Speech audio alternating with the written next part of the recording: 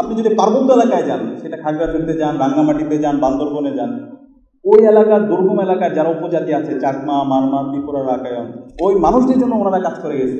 ওখানে হাসপাতাল করেছে, স্কুল করেছে, ওখানকার মানুষের কর্মসংস্থানের জন্য অসংখ্য ছোট ছোট প্রজেক্ট হাতে নিয়েছে।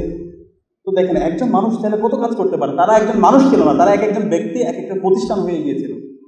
এবং সারা জীবন দেশের স্বাধীনতা, সার্বভৌমত্ব, অখণ্ডতার জন্য ওনারা কাজ করে গিয়েছে। এবং বিগত ফ্যাসিস্ট খনি হাসিনা ওনাদেরকে যখন দেখছে তারা দেশের স্বাধীনতা, সার্বভৌমত্ব, অখণ্ডতার প্রশ্নে আপোষহীন এবং আগামীর প্রজন্ম তৈরি করার জন্য তারা সবসময় কাজ করে যাচ্ছে, সুতরাং তাদেরকে হত্যা করতে হবে। তাদের বিরুদ্ধে মিথ্যা প্রপাগান্ডা, মিথ্যা অভিযোগ নিয়ে এসে শহীদ মীর কাসেম আলীকে অন্যায়ভাবে শহীদ করা হয়, ফাঁসি দেওয়া হয়। কিন্তু আজকে পুরো প্রজন্ম তাদেরকে শ্রদ্ধার সাথে স্মরণ করছে। ধন্যবাদ দিতে চাই। আজকে আমাদের এখানে আমাদের অসংখ্য বোনরা উপস্থিত হয়েছে। আমাদের এই বোনরা যারা আজকে প্লাস পেয়েছে, সফলতার সাথে উত্তীর্ণ হয়েছে, আমরা বিশেষভাবে আমাদের বোনদের জন্য করতালি দিতে চাই। আমরা যদি দেখি আমাদের ইসলামের মধ্যে 1450 বছর আগে আমাদের যারা বোনরা আছে, নারীরা আছে, তাদের নিরাপত্তা, তাদের অধিকারের কথা বলে গেছে। আল্লাহ রাসূল সাল্লাল্লাহু আলাইহি ওয়াসাল্লামের জীবনী যদি পড়ি, কারণ পৃথিবীতে এমন কয়েকজন মানুষ আছে যারা দুনিয়াকে পরিবর্তন করে দিয়েছে, তো তার মধ্যে যদি আমরা একজন মানুষ দেখি, উনি হচ্ছেন রাসূলুল্লাহ সাল্লাল্লাহু আলাইহি ওয়াসাল্লাম। আল্লাহ রাসূল সাল্লাল্লাহু আলাইহি ওয়াসাল্লামের প্রথম স্ত্রী, ওনার নাম কি আপনারা বলতে পারবেন? হযরত খাদিজা রাদিয়াল্লাহু তাআলা। মাশাআল্লাহ, আমার বোনেরা বলতে পারছে। তো খাদিজা রাদিয়াল্লাহু তাআলা একজন সম্ভ্রান্ত ব্যবসায়ী ছিল, সমাজের একজন প্রভাবশালী নারী ছিল।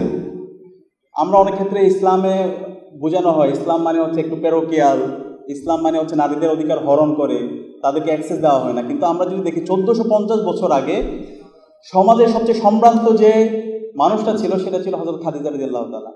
এবং আল্লাহ রাসূল সাল্লাল্লাহু আলাইহি ওয়াসাল্লামের পাশে সবসময় ছায়ার মতো ছিল। রাসূল সাল্লাল্লাহু আলাইহি ওয়াসাল্লাম যখন খুবই কঠিন সময়গুলো যাচ্ছিল না, ওই সময়ে সবচেয়ে বেশি সাপোর্ট দিয়েছিল হযরত খাদিজা রাদিয়াল্লাহু তাআলা। এবং পরবর্তীতে আপনারা জানেন আল্লাহ রাসূল ইসলামের দ্বিতীয় স্ত্রী হযরত আয়েশা রাদিয়াল্লাহু তাআলা, এবং তিনি অনেক প্রভাবশালী ছিলেন। হযরত আয়েশা রাদিয়াল্লাহু তাআলা তিনি 22-এর অধিক হাদিস বর্ণনা করেছে। ওই সময়ে নারীদের শিক্ষার কথা বলা, পাশাপাশি নারীদের অধিকারের কথা বলা, এবং হাদিসের মধ্যে এটাও আছে তিনি যুদ্ধও গিয়েছিলেন রাসূল সাল্লাল্লাহু আলাইহি ওয়াসাল্লামের সাথে। এবং এরপর যদি দেখি আমরা আল্লাহ রাসূল সাল্লাল্লাহু আলাইহি ওয়াসাল্লামের কন্যা হযরত ফাতেমা রাদিয়াল্লাহু তাআলা, আপনারা সবাই ওনার নাম জানার কথা, হযরত আলী রাদিয়াল্লাহু তাআলার স্ত্রী, এবং হাসান এবং হুসাইন রাদিয়াল্লাহু তাআলা ওনাদের সম্মানিত মা, রাসূল ইসলামের নাতনি। এই হযরত ফাতেমা রাদিয়াল্লাহু তাআলা যতদিন ছিলেন তিনি ততদিন ইসলামের অধিকারের কথা, নারীদের অধিকারের কথা, সমাজে মানুষের কল্যাণের কথা সারা জীবন তিনি বলে গিয়েছেন। তো এইভাবে যদি দেখি অসংখ্য সাহাবীরা আছে, নারী সাহাবীরা, যারা নারীদের অধিকার, সমাজে নারীদেরকে মেইনস্ট্রিম করা, সে কাজগুলো তারা করে গিয়েছে।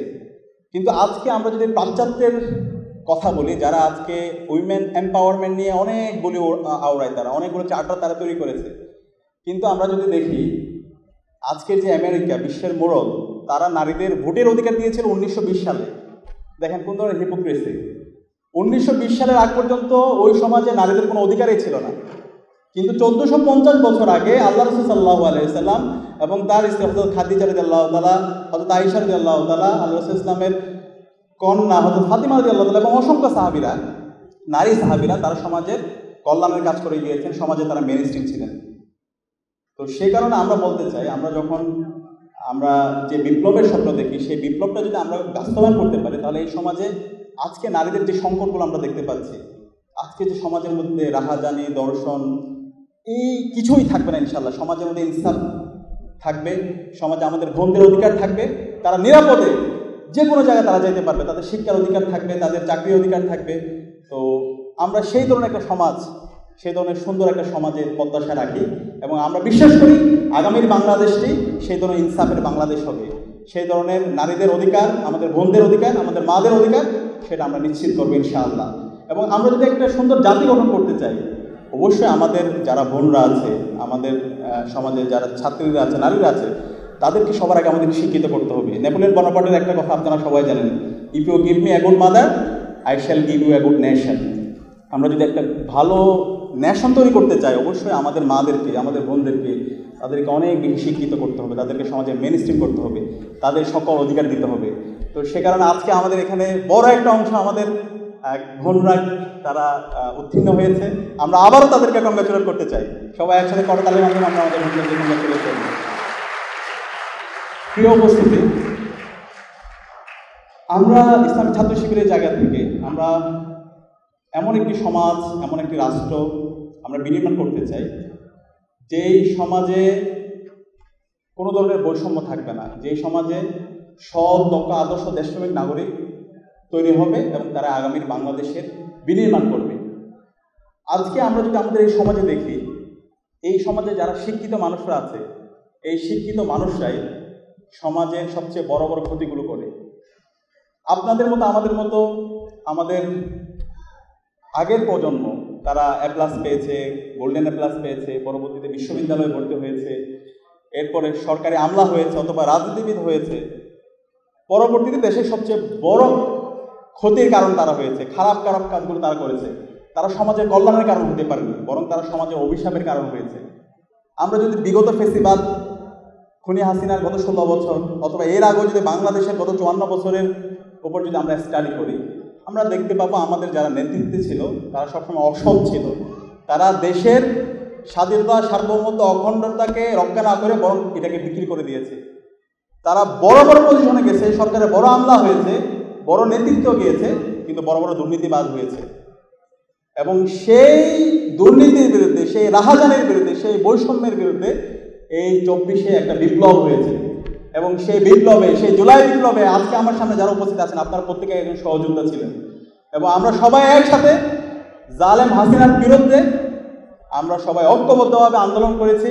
আমাদের 2000 ভাই বোন শহীদ হয়েছে, 40,000 আমাদের ভাই বোন গাজী হয়েছে, এবং তাদের মাধ্যমে আজকে আমরা নতুন বাংলাদেশ পেয়েছি, আজকে আমরা আজাদি পেয়েছি।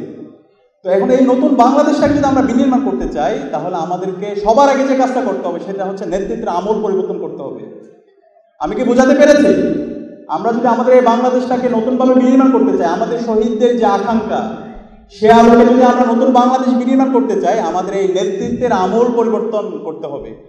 গত 54 বছরে বাংলাদেশের যে নেতৃত্ব ছিল, যে বস্তাপচা নেতৃত্ব, যে মোরাল ডিগ্রেডেশন সম্পন্ন লিডারশিপ, সেটাকে আমাদেরকে সমূল উৎপাদন করে নতুনভাবে সেখানে আমরা যারা সৎ, দক্ষ, আদর্শ দেশপ্রেমিক মানুষরা আছি, আমরা যারা জুলাইয়ের সহযোদ্ধা আছি, আমাদেরকে প্রস্তুত হইতে হবে। আমরা যদি প্রস্তুত না হইতে পারি, তাহলে আবার আমাদের এই দেশ, আমাদের এই নেশন আবার ফেল করবে। তো সে কারণে আমরা যারা কৃতি শিক্ষার্থী ভাই এবং বোনরা আছে, আমাদেরকে এখন থেকেই সেই প্রস্তুতি আমাদেরকে নিতে হবে, সেই স্বপ্ন আমাদেরকে থাকতে হবে।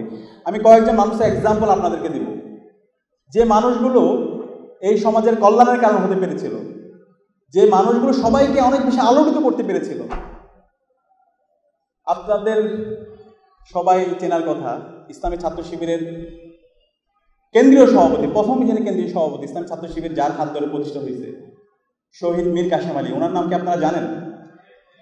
শহীদ মীর কাসেম আলী, তিনি 1977 সালে 6 ফেব্রুয়ারি ইসলামী ছাত্র শিবির প্রতিষ্ঠা করেন। দেখেন, একজন মানুষ চাইলে কত কাজ করতে পারে।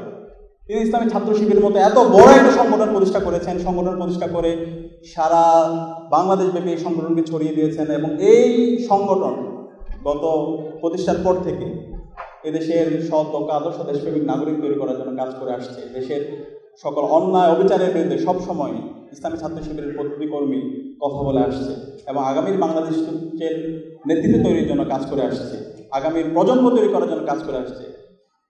এই শহীদ মীর কাসেম আলী ইসলামী ছাত্র শিবিরের দায়িত্ব শেষ করার পরে তিনি এই সমাজে এমন এমন কাজ করছে যেটা পুরো সমাজকে আলোড়িত করেছে। তিনি আজকে যে ইসলামী ব্যাংক আপনারা দেখতে পান, এই ইসলামী ব্যাংকের অন্যতম তিনি ফাউন্ডার ছিল। ওনার হাত ধরে এই যে ব্যাংকিং ব্যবস্থার যে একটা বিপ্লব হওয়া, সেটা শহীদ মীর কাসেম আলীর হাত ধরে হয়েছিল। বাংলাদেশে যে অসংখ্য প্রাইভেট প্রতিষ্ঠান দেখতে পান, এই প্রাইভেট প্রতিষ্ঠানগুলো যে এক্সপ্লোর করা, সেগুলো মীর কাসেম আলী ভাইয়ের হাত ধরে তৈরি হয়েছে। আজকে যে বাংলাদেশের যে ট্যুরিজম সেক্টর যে এক্সপ্লোর হওয়া, আজকে যে আপনারা অনেকে সেন্ট মার্টিনে গিয়েছেন, এই যে কক্সবাজার থেকে সেন্ট মার্টিনে যাওয়ার যে শিপগুলো, এগুলো সব ওনার আইডিয়া। ওনারাই প্রথম এই শিপগুলো নিয়ে আসা এবং এই ট্যুরিজম সেক্টরটাকে আরও এক্সপ্লোর করা, সেটা ওনাদের হাত ধরে তৈরি হয়েছে। আজকে যে ইবনে সিনা হাসপাতাল দেখতে পান এবং অসংখ্য এরকম প্রাইভেট হাসপাতাল, সেগুলো ওনাদের হাত ধরে তৈরি হয়েছে। আজকে যে আপনার অনেকগুলো শিক্ষা প্রতিষ্ঠান, প্রাইভেট বিশ্ববিদ্যালয়, স্কুল, কলেজ, এই প্রতিষ্ঠানগুলো ওনাদের হাত ধরে তৈরি হয়েছে। এবং সারা বিশ্বের যত ধরনের বড় বড় থিঙ্ক ট্যাঙ্ক প্রতিষ্ঠানগুলো আছে এবং বাংলাদেশের যে বড় বড় থিঙ্ক ট্যাঙ্ক প্রতিষ্ঠানগুলো আছে, সেগুলো শহীদ মীর কাসেম আলী ভাইদের হাত ধরে তৈরি হয়েছে। এবং একই সাথে আপনি যদি পার্বত্য এলাকায় যান, সেটা খাগড়াছড়িতে যান, রাঙ্গামাটিতে যান, বান্দরবনে যান, ওই এলাকার দুর্গম এলাকার যারা উপজাতি আছে, চাকমা, মারমা, ত্রিপুরা, রাখায়ন, ওই মানুষদের জন্য ওনারা কাজ করে গেছে। ওখানে হাসপাতাল করেছে, স্কুল করেছে, ওখানকার মানুষের কর্মসংস্থানের জন্য অসংখ্য ছোটো ছোটো প্রজেক্ট হাতে নিয়েছে। তো দেখেন, একজন মানুষ চাইলে কত কাজ করতে পারে। তারা একজন মানুষ ছিল না, তারা এক একজন ব্যক্তি, এক একটা প্রতিষ্ঠান হয়ে গিয়েছিল। এবং সারা জীবন দেশের স্বাধীনতা, সার্বভৌমত্ব, অখণ্ডতার জন্য ওনারা কাজ করে গিয়েছে। এবং বিগত ফ্যাসিস্ট খুনি হাসিনা ওনাদেরকে যখন দেখছে তারা দেশের স্বাধীনতা, সার্বভৌমত্ব, অখণ্ডতার প্রশ্নে আপোষহীন এবং আগামীর প্রজন্ম তৈরি করার জন্য তারা সবসময় কাজ করে যাচ্ছে, সুতরাং তাদেরকে হত্যা করতে হবে। তাদের বিরুদ্ধে মিথ্যা প্রপাগান্ডা, মিথ্যা অভিযোগ নিয়ে এসে শহীদ মীর কাসেম আলীকে অন্যায়ভাবে শহীদ করা হয়, ফাঁসি দেওয়া হয়। কিন্তু আজকে পুরো প্রজন্ম তাদেরকে শ্রদ্ধার সাথে স্মরণ করছে।